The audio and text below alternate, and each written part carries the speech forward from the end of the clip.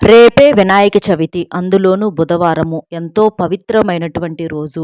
ఈ రోజున ఇంట్లో ఆడవాళ్ళు పొరపాటునైనా సరే ఈ కూరను వండినా, తిన్నా కూడా చేతిలో చిల్లి గవ్వ కూడా లేకుండా చాలా ఇబ్బందులు పడుతూ ఉంటారనమాట. అంతేకాకుండా జన్మ జన్మల దరిద్రం అనేది పట్టి పీడిస్తుంది. కాబట్టి ఇంట్లో ఆడవారు తెలిసి తెలియకైనా సరే ఈ కూరను వండినా, అలాగే ఇంట్లో ఎవ్వరు తిన్నా కూడా మీ ఇంటికే దరిద్రం అనేది చుట్టుకుంటుంది. చాలా ఇబ్బందులు పడతారనమాట. ఎందుకంటే పండుగ అనేది మనం ఎంతో పవిత్రంగా, ఎంతో నియమ నిష్టలతో పూజలు చేసుకుంటూ, ఇలా కొన్ని నియమాలతో చేసుకుంటూ ఉంటాము. అంటే పండగ అనంగానే ఇంట్లో ఆడవారేంటంటే చక్కగా ఉదయాన్నే స్నానాలు చేసేసి వంటగదిలోకి వెళ్ళి పూజకు సంబంధించి పిండి వంటలని అవని ఇవని చేస్తూ ఉంటారు నైవేద్యాలు. వాటితో పాటుగా కూరలు వండే విషయంలో ఏంటంటే చిన్న చిన్న పొరపాట్లు చేస్తూ ఉంటారు. పండుగ రోజుల్లో మాంసాహారం తినకూడదని చెప్పి అందరూ భావిస్తూ ఉంటారు కాబట్టి మాంసాహారాన్ని ఎట్టి పరిస్థితుల్లో వండరు, తినరు. అయితే మరి కూరగాయలు అన్ని రకాలు తినొచ్చా అనే సందేహం అందరికీ వస్తుందనమాట. అంటే కూరగాయలు అన్నీ తినొచ్చు అని చెప్పేసేసి అనుకుంటూ ఉంటారు. కానీ కూరగాయల్లో కూడా అన్ని రకాలు తినకూడదు. అలాగే ఈ వినాయక చవితి రోజున పొరపాటున ఈ కూర అనేది వండకూడదు, తినకూడదు అని చెప్పేసేసి మనకు శాస్త్రాల్లో చెప్పటం అనేది జరిగిందనమాట. కాబట్టి వెజ్ అయినా సరే ఈ కూరలు వండకూడదు. అదేంటనేది వీడియోని ఎక్కడ స్కిప్ చేయకుండా చివరి వరకు వింటే మీకు మొత్తం అర్థమవుతుంది. అలాగే తినకూడని వాటితో పాటుగా తినాల్సినవి కూడా ఉన్నాయన్నమాట. కాబట్టి పూర్తిగా విని వీడియోకి ఒక లైక్ ఇచ్చి సపోర్ట్ చేయండి. మనము ఏ పండుగలు చేసుకున్నా, ఏ పూజలు చేసుకున్నా సరే తొలి పూజను వినాయకునికి చేస్తూ ఉంటాము. ఎందుకంటే వినాయకుడు ఎంతో శక్తివంతమైనటువంటి దేవుడనమాట. అలాంటిది ఈ రోజున మనకేంటంటే బుధవారంతో ఈ వినాయక చవితి కూడుకొని రావటం చాలా పవిత్రమని చెప్పుకోవచ్చు. బుధవారం అంటే వినాయకునికి ఎంతో ప్రీతికరమైనటువంటి రోజు. మన జాతక దోషాలను తొలగించుకోవటానికి ఈ బుధవారం అనేది చాలా శక్తివంతంగా ఉపయోగపడుతుందనమాట. కాబట్టి వినాయకుడికి ఏంటంటే ముఖ్యంగా గరిక అంటే చాలా ఇష్టమనమాట.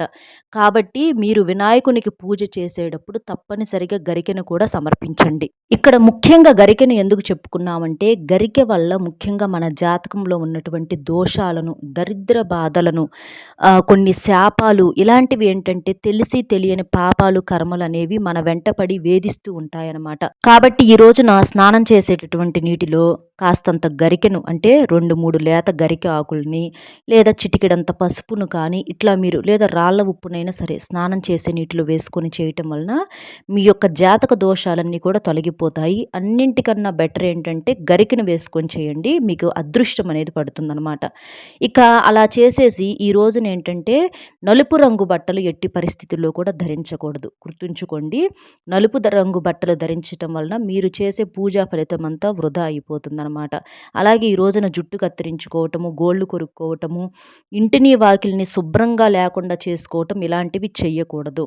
తిట్లు, శాపనార్థాలు, కోపాలు, ద్వేషాలు ఇలాంటివన్నీ కూడా పక్కన పెట్టేసేసేయండి.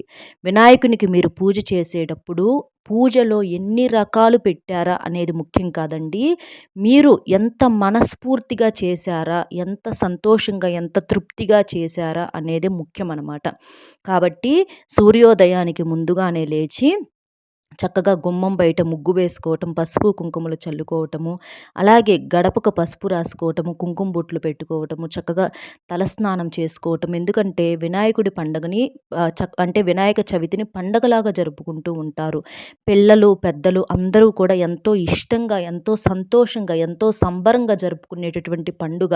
ముఖ్యంగా పిల్లలు ఏంటంటే ఎదురు చూస్తూ ఉంటారనమాట. ఈ పండుగ కోసం చాలా ఇష్టంగా ఎదురు చూస్తూ ఉంటాడు. ఆ బొజ్జ గణపయ్య అంటే పిల్లలకి ఎంతో ప్రీతికరం అనమాట. అలాగా చక్కగా ఆ స్వామివారిని అంటే కొంతమంది మట్టితో చక్కగా మనకి మట్టి ఉంటుంది కదండీ! ఆ మట్టితో బొమ్మను విగ్రహాన్ని తయారు చేసి చక్కగా అలా పూజలు చేసుకుంటూ ఉంటారు.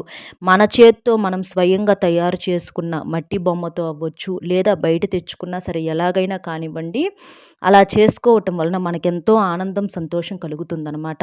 అంటే మనం మట్టి బొమ్మతో మనం గనక ఎవరైతే మట్టి వినాయకుని విగ్రహం అనుగ్రహంతో పూజ చేస్తారో వారికి ఇంకా సంపాదన కూడా బాగా పెరుగుతుందనమాట. అలా చేసేసి చక్కగా అందరూ ఉతికిన బట్టలు ధరించుకోవటము, చక్కగా సంతోషంగా ఉండటము, ఇంట్లో ఆడవారు తలలో పువ్వులు, చేతులకు మట్టి గాజులు, కాళ్ళకు పసుపు రాసుకోవటము, నుదుటిన కుంకుమ పెట్టుకోవటము, ఇంట్లో పిల్లలు పెద్దలు అందరూ కూడా మంచి బట్టలు వేసుకోవటము, ఇంటిని వాకిలిని చక్కగా శుభ్రం చేసుకోవటము, చక్కగా ఇంట్లో వినాయక చవితి కాబట్టి ఇంట్లో పూజ చేసుకోవటము, దీపారాధన చేసుకోవటము, ఇలాంటి నియమాల వల్ల మీకున్నటువంటి చాలా సమస్యలు కూడా తొలగిపోతాయన్నమాట.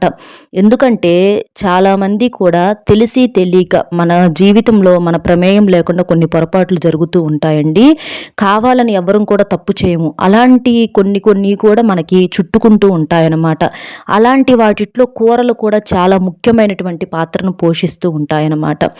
వినాయకునికి ఇష్టమైనటువంటి నైవేద్యాలు ముఖ్యంగా మనం చూసుకున్నట్లయితే ఉండ్రాళ్ళు, కుడుములు ఇలాంటివన్నీ, పాయసము, పులిహార, పాల తాలికలు ఇలాంటివన్నీ కూడా స్వామివారికి మీరు నైవేద్యంగా సమర్పించటం వలన ఆ బొజ్జ గణపయ్య చక్కగా బొజ్జ నిండా తిని ఆయన యొక్క అంటే అన్నదాత సుఖీభవ అంటారు చూడండి, అలాగా ఆ తండ్రి యొక్క ఆశీస్సులు అనేవి మీకు దక్కుతాయన్నమాట. కాబట్టి చక్కగా ఇంట్లో పిండి వంటలు చేసుకొని ఈ నైవేద్యాలను తప్పనిసరిగా సమర్పించండి. ఎందుకంటే కుడుములు అంటే బెల్లంతో చేసినటువంటి కుడుములు, ఉండ్రాళ్ళు, పాయసము, పులిహార, పాల తాలికలు, ఉండ్రాళ్ళు ఇలాంటివన్నీ కూడా వినాయకునికి ఎంతో ఇష్టమైనటువంటి నైవేద్యాలన్నమాట. కాబట్టి ముఖ్యంగా అలాగే వీటిని చాలా అవి వండినప్పుడు తినేటప్పుడు కూడా పిల్లలు కానీ పెద్దలు కానివ్వండి చాలా ఇష్టంగా తింటూ ఉంటారు. ఎందుకంటే అవి చాలా రుచిగా ఉంటాయన్నమాట. వాటి వల్ల మీలో కూడా మంచి విటమిన్స్, ప్రోటీన్స్ అందుతాయి. పిల్లలకి బుద్ధి బలం కూడా పెరుగుతుందన్నమాట. ఎవరికైతే చదువులో వెనకడుగు వేసి ఉంటారో పిల్లలు, అలాంటి పిల్లలకి చక్కగా 2, 3 కుడుములు తినిపించటము, ఇలాంటివి స్వామివారి దగ్గర పూజ చేయించటము, అలాగే పూజ చేసినటువంటి అక్షింతలను తల మీద చల్లుకోవటము, ఇలాంటి నియమాలు మీరు పాటించటం వలన ఈ యొక్క తీరని కోరికలు ఏవైతే ఉంటాయో అలాంటి కోరికలన్నీ తప్పకుండా నెరవేరుతాయన్నమాట. పిల్లల పుస్తకాలను కూడా స్వామి దగ్గర పెట్టేసేసి చక్కగా నమస్కారం చేసుకోవటం వలన మీ పిల్లలు భవిష్యత్తులో మీరు తల్లిదండ్రులు ఎంత కష్టపడైతే పిల్లల్ని చదివించి ఉన్నత స్థాయిలకు చేర్చాలనుకుంటారో అటువంటి వాటికి ఎటువంటి అడ్డంకులు లేకుండా ఉండటానికి స్వామి యొక్క ఆశీస్సులు మనకు తప్పనిసరిగా అవసరమండి. ఎందుకంటే జీవితం అంటే ఎప్పుడు ఒకే రకంగా సాఫీగా ఎవ్వరికీ ఉండదన్నమాట. మనమంతా బాగానే ఉంటదనుకుంటాము. కానీ మనకు కష్టాలు, సమస్యలు, దరిద్రాలు ఎప్పుడు ఏ రూపంలో, ఎవరి రూపంలో వచ్చి పడతాయో మనకు తెలియదనమాట. మన పని మనం చేసుకుంటా మనం వెళ్ళిపోతూ ఉంటాము. కానీ మనల్ని గమనించే ఎన్నో కళ్ళు ఉంటాయన్నమాట. అలాంటి కళ్ళల్లో కొంతమంది ఏంటంటే నిప్పులు పోసుకుంటూ ఉంటారనమాట. అలా కావాలని సమస్యలు సృష్టిస్తూ ఉంటారు. అలాంటి సమస్యలకు మనం బలహీనపడితే మన జీవితము, అలాగే మనల్ని నమ్ముకున్న వాళ్ళు కూడా చాలా ఇబ్బందులు పడిపోతూ ఉంటారు. కాబట్టి అలాంటి వాటన్నింటినీ కూడా తీసేయటానికి మనకు దైవానుగ్రహం కావాలన్నమాట. ఎందుకంటే చాలా సమస్యలండి. ఇవాళ బానే ఉంటుంది, ఎప్పుడు ఇలాగే ఉంటుందని అస్సలెప్పుడూ కూడా అనుకోవద్దు. ఎప్పుడు ఎటు నుంచి ఎలాంటి ప్రమాదం ముంచుకొస్తుందో తెలియదు కాబట్టి దైవాన్ని ఎప్పుడూ కూడా పక్కన పెట్టకూడదనమాట. దైవాన్ని నమ్ముకున్నటువంటి వ్యక్తికి జీవితంలో తిరుగు అనేది ఉండదు. ఎందుకంటే మీరు దైవాన్ని ఎప్పుడు ఎలాగైతే తలుచుకుంటూ ఉంటారో అలాగే ఆ దైవం కూడా మీకెప్పుడు తోడుగా ఉంటుందన్నమాట. చాలామందికి అనుభవాలు అలా జరగటం వల్లనే ఇంత ఇదిగా చెప్పటం అనేది జరుగుతుందండి. కాబట్టి చక్కగా ఇంట్లో దీపారాధన చేసుకోండి. అలాగే చక్కగా స్వామివారికి ప్రసాదాలు పెట్టండి. చక్కగా అక్షింతలను పిల్లలు, పెద్దలు అందరూ కూడా తల మీద వేసుకోండి. చక్కగా మీరేంటంటే ఎంత సంతోషంగా, ఎంత తృప్తిగా ఇంట్లో కొబ్బరికాయ కొట్టుకోండి. ఎంత తృప్తిగా ఆ తండ్రికి మీరు పూజ చేసుకుంటారో మీ జీవితాలు అంత తృప్తిగా ఉంటాయన్నమాట. మీ యొక్క భర్త సంపాదన పెరుగుతుంది. అలాగే మీకు మంచిగా ఉద్యోగంలో జీతాలు, శాలరీస్ పెరగటము, వ్యాపారంలో బాగా కలిసి రావటము, ఇలాంటి ఏదైనా సమస్యలు, నరఘోష, నాగదోషాలు చాలా ఇబ్బందులనేవి వస్తూ ఉంటాయి. అలాంటి వాటన్నింటిని కూడా తొలగించుకోవచ్చు. అంటే చాలామంది ఏంటంటే జనాల ఏడుపులండి, ఇళ్ళ మీద, మనుషుల మీద ఏడుపులు, అప్పుల సమస్యలతో ఇబ్బందులు పడుతూ ఉంటారు. ఆర్థికంగా ఇబ్బందులు పడుతూ ఉంటారు. భార్యాభర్తల మధ్య ఎన్నో సమస్యలు, విడాకులు తీసుకొని విడిపోదాం అనుకుంటారు కూడా. అలాంటివన్నీ కూడా ఏంటంటే మనకు గ్రహాల అనుకూలత లేకపోవటం వలన. అలాంటి గ్రహాలన్నింటినీ కూడా మీరు ఈ వినాయక చవితి రోజున మీకు అనుకూలంగా మార్చుకోవచ్చనమాట. ఎందుకంటే బుధవారంతో కూడుకొని రావటం అంటే చాలా గొప్ప విశేషంగా మనకు శాస్త్రాల్లో చెప్పటం అనేది జరిగిందనమాట. కాబట్టి చక్కగా ఉండ్రాళ్ళు, కుడుములు, పాల తాలికలు, పాయసము వీటన్నిటితో పాటుగా ముఖ్యమైన నైవేద్యాలు కూడా ప్రసాదంగా పెట్టాలి. అందులో వెలగపండు ఒకటి. వెలగపండు, అలాగే స్వామివారికి ఎంతో ఇష్టమైనటువంటి చెరుకులు, అలాగే వీటితో పాటుగా దోసకాయ.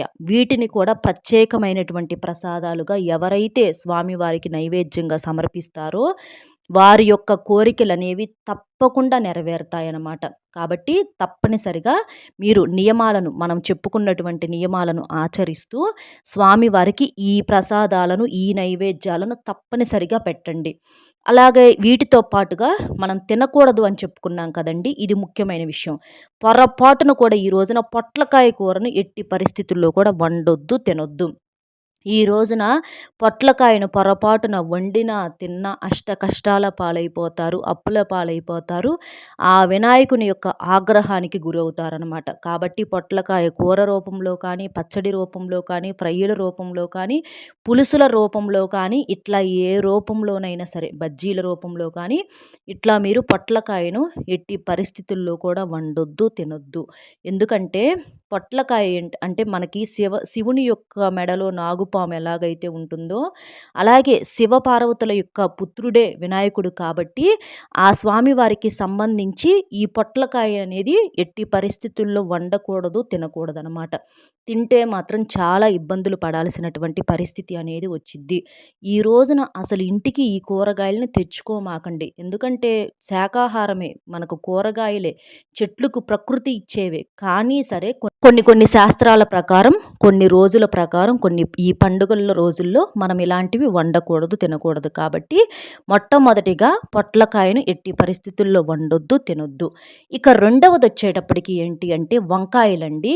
ఈ వంకాయలను కూడా రేపు వినాయక చవితి రోజున ఎట్టి పరిస్థితుల్లో కూడా ఇంట్లో వండొద్దు, తినొద్దు. అంటే గుత్తి వంకాయల రూపంలో అవ్వచ్చు, లేదా వంకాయ కర్రీ, వంకాయ పులుసు, లేదా సాంబారుల్లో వేసుకుంటూ ఉంటారు. అలాగైనా సరే ఈ వంకాయలను ఎట్టి పరిస్థితుల్లో వండొద్దు, తినొద్దు. కాదని తింటే మాత్రం అనారోగ్య సమస్యలు వచ్చి అంటే మీరు ఇబ్బంది పడే అవకాశం అనేది ఉంటుందన్నమాట.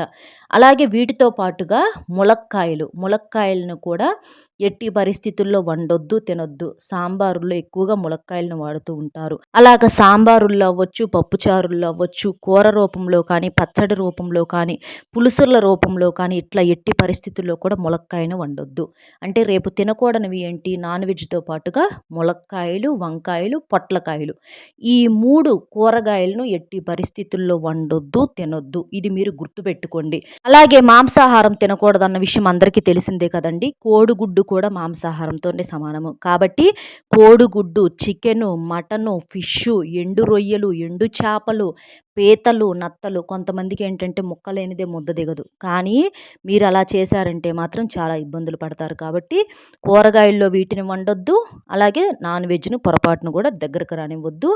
అలాగే తినాల్సినవి ఏంటో కూడా మనం చెప్పుకున్నాం కాబట్టి స్వామివారికి ఇష్టమైన ఆ నైవేద్యాలను కూడా తప్పనిసరిగా ప్రసాదంగా పెట్టి మీరు కూడా తినండి. ఇంట్లో చక్కగా దీపారాధన చేసుకోండి. ప్రశాంతంగా స్వామివారికి మీ యొక్క సమస్యలు, బాధలు చెప్పుకొని ఆ తండ్రి యొక్క ఆశీస్సులు ప్రతి ఒక్కరూ కూడా తీసుకోండి. మీ యొక్క భవిష్యత్తుకు ఈ పూజ అనేది చాలా బాగా ఉపయోగపడుతుంది. ఇప్పటి నుంచి మీ జీవితం కొత్తగా మారుతుంది. కొత్త రకాలైనటువంటి మార్పులు, చేర్పులు చూసి మీరే సంతోషపడటం అనేది జరుగుతుంది. అలాగే ఈ రోజున మీకు ఇంటి దగ్గర కానివ్వండి, లేదా మీకు దగ్గరలో కానివ్వండి, వేప చెట్టు ఉంటే వేప చెట్టును తాకి వేప చెట్టుకు నీటిలో కాస్తంత పసుపు వేసి పసుపు నీటిని వేప చెట్టుకు సమర్పించండి. ఎందుకంటే ఇలా బుధవారం రోజున వేప చెట్టుకు పసుపు నీటిని సమర్పించడం వలన మీకున్నటువంటి దరిద్రాలన్నీ కూడా తొలగిపోయి మీరు పట్టిందల్లా బంగారం అవుతుంది. ఎందుకంటే వేప చెట్టు సాక్షాత్తు దేవతా స్వరూపం, దైవ వృక్షం. కాబట్టి వేప చెట్టును తాకి మీకు కుదిరితే 11 సార్లు ప్రదక్షిణలు కూడా చేయండి. ఇలా చిన్న నియమాలు ఏంటంటే మీకు మీ యొక్క జీవితాన్నే మారుస్తాయన్నమాట. అలాగే ఈ రోజున చంద్రుడిని చూడకూడదు అని చెప్పేసి అంటూ ఉంటారు. ఈ వినాయక చవితి రోజున చంద్రుడిని చూడటం వలన చాలా కష్టాలు వస్తాయి అని చెప్పేసి చెప్తూ ఉంటారు. కాబట్టి మీరు చంద్రుడిని పూజ చేయక ముందల ఎట్టి పరిస్థితుల్లో చూడవద్దు. చక్కగా పూజ చేసిన తర్వాత మీరు చంద్రుడిని చూసినా కూడా ఎటువంటి ఇబ్బందులు అనేవి ఉండవనమాట. దానివల్ల మీకు ఎటువంటి దోషాలు అనేవి పట్టి పీడించవు. మీరు ఎవరైతే చక్కగా పూజ చేసుకొని చక్కగా చంద్రుడికి కూడా నమస్కారం చేసుకోండి. దానివల్ల ఎలాంటి ఇబ్బందులు అనేవి ఉండవు. కాకపోతే గర్భిణీ స్త్రీలు అలాంటి వారు చూడకుండా ఉంటే మంచిదనమాట. ఇలాంటి నియమాలన్నీ ఆచరించడం వలన ఆ వినాయక చవితి యొక్క అంటే చవితి రోజున మీ యొక్క దోషాలు అన్నీ తొలగిపోయి ఆ స్వామి వారి యొక్క ఆశీస్సులతో మీరు మీ కుటుంబం అష్టైశ్వర్యాలతో తొలతూగుతారనమాట. అర్థమైంది కదా! ఈ వినాయక చవితి రోజున ఏ కూర వండకూడదు, అలాగే తప్పనిసరిగా ఎలాంటి నైవేద్యాలను పెట్టాలి, ఏం ప్రసాదాలు తినాలి, ఇలాంటివన్నీ కూడా వీడియోలో చక్కగా అర్థమైనవి కదండి. మన వీడియో నచ్చితే ఒక చిన్న లైక్ ఇచ్చి సపోర్ట్ చేయండి. మీరు లైక్ చేయటం వల్ల వీడియో మరికొంతమందికి చేరి వారు కూడా తెలుసుకునే అవకాశం అనేది ఉంటుంది. అలాగే మీకు తెలిసినటువంటి మిత్రులకు కూడా షేర్ చేస్తే హెల్ప్ అవుతుంది. అలాగే లైక్ బటన్ క్లిక్ చేసినప్పుడు కింద కామెంట్స్ దగ్గర హైప్ అనే బటన్ యాక్టివ్ అవుతుందండి. అక్కడ మీరు క్లిక్ చేసినట్లయితే పాయింట్స్ కూడా యాడ్ అవుతాయి అన్నమాట. దీనివల్ల వీడియో మరింత మందికి ఈ సమాచారం అంది వారు కూడా ఉపయోగించుకుంటానికి మనం సహాయం చేసిన వారం అవుతాం కాబట్టి ఆ దైవం కూడా మనకు ఏదో ఒక రూపంలో సహాయం చేస్తారనమాట.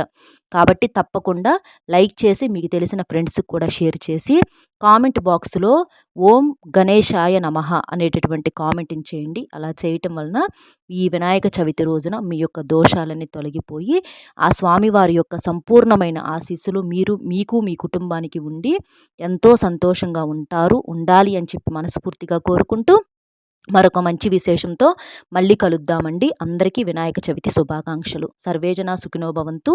నమస్కారం.